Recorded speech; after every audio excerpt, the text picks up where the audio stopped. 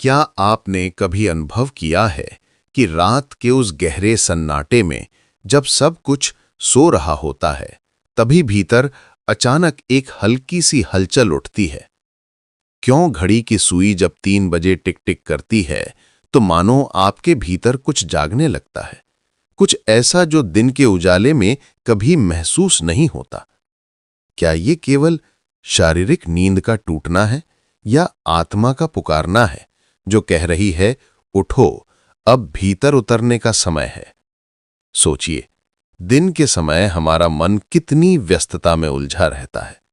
काम, रिश्ते, इच्छाएं, भय, भविष्य की चिंता, अतीत की यादें, सब एक साथ मन में भंवर की तरह घूमती रहती हैं। ऐसे समय में आत्मा की सूक्ष्म आवाज दब जाती है। लेकिन रात का तीसरा पहर, वह शांत है, सुनसान है, और तभी ब्रह्मांड की गहन तरंगें आपकी आत्मा तक पहुंचती हैं। क्या आपने कभी महसूस किया है कि इसी समय आपकी आत्मा ब्रह्मांड के साथ एक अटूट संपर्क में आती है? यही वो पल है जब योगी और साधक सदियों से ध्यान करते आए हैं। परमहंस योगानंद जी कहते हैं, रात के 3 बजे का समय केवल घड़ी का अंक नहीं, ये आत्मा के लिए खुला द्वार है। इस समय साधक यदि भीतर झांकता है तो वह अपनी असली पहचान और ब्रह्मांड की अनंत चेतना को महसूस कर सकता है। तो प्रश्न यही है, क्या ये जागरण केवल नींद टूटना है या आत्मा का दिव्य निमंत्रण है? क्या ये समय केवल फिजिकल बॉडी के लिए नहीं, बल्कि आपके भीतर की चेतना को ब्रह्मांड के प्रकाश से जोड़ने का अवसर है? रात का तीसरा पहर साधारण नहीं है।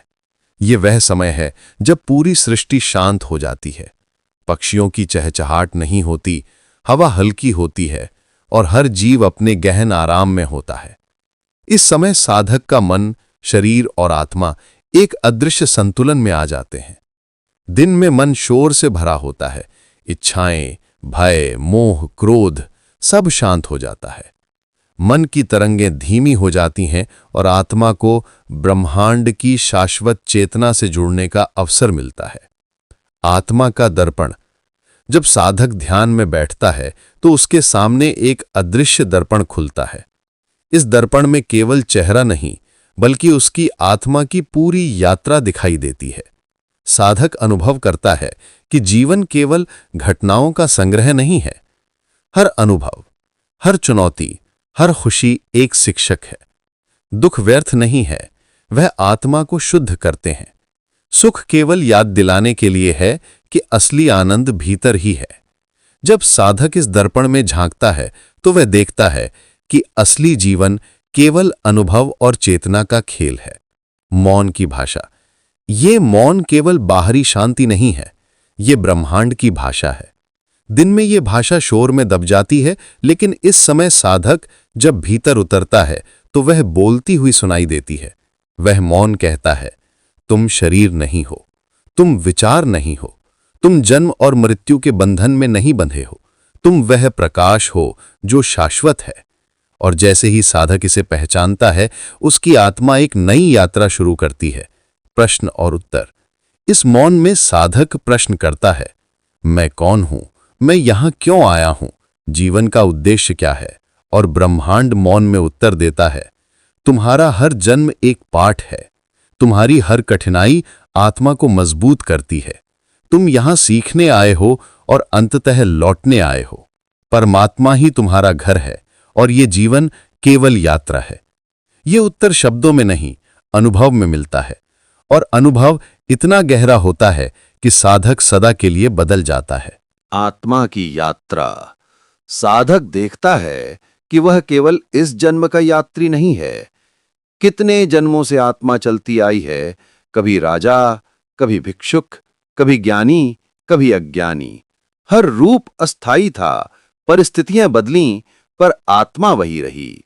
यह अनुभव मृत्यु के भय को मिटा देता है। साधक देख लेता है कि मृत्यु केवल द्वार है। जैसे वस्त्र बदलने पर व्यक्ति वही रहता है, वैसे ही आत्मा नया शरीर धारण कर लेती है, पर प्रकाश अजर अमर रहता है। श्वास और ब्रह्मांड का संवाद। ध्यान में बैठा साधक अपनी श्वास सुनता है। हर श्वास केवल वायु का आदान प्रदान नहीं, बल्कि ब्रह्मांड और आत्मा के बीच संवाद है। अंदर जाती हुई श्वास कहती है, मैं शाश्वत हूं।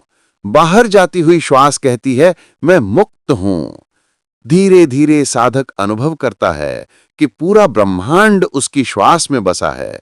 तारे उसके दीपक हैं, आकाश उसकी आत्मा का विस्तार है। आत्मा का पुनर्जन्म। रात 3 बजे उठना केवल शरीर का जागना नहीं है, यह आत्मा का पुनर्जन्म है। साधक अनुभव करता है कि अब तक जो कुछ वह मानता था, मैं शरीर हूं, मैं विचार हूं, मैं भावनाएं हूं, वह सब धीरे धीरे मिट रहा है और उसकी जगह प्रकट होती है नई पहचान। मैं अनंत चेतना हूं। यही पहचान साधक को मुक्त कर देती है। अब मृत्यु का भय नहीं, जीवन का भ्रम नहीं। साधक जान लेता है कि वह केवल यात्री है और उसका असली घर परमात्मा है। साधक का वरदान। इस समय साधना करने वाला निर्भय हो जाता है। उसे न तो जीवन डराता है, न मृत्यु। दोनों केवल द्वार हैं जिनसे आत्मा गुजरती है। वास्तविक सत्य वही है जो भीतर की ज्योति में है। और जब यह अनुभव हो जाता है, साधक जान लेता है कि सभी उत्तर हमेशा से भीतर ही थे। निष्कर्ष। इसलिए साधक, यदि तुम सत्य की खोज में हो तो रात 3 बजे उठो, ध्यान में बैठो, श्वास को सुनो, मौन को अपनाओ। यही वह क्षण है जब सीमित आत्मा अनंत ब्रह्मांड से मिलती है। यही वह संवाद है जो तुम्हें मुक्त करता है।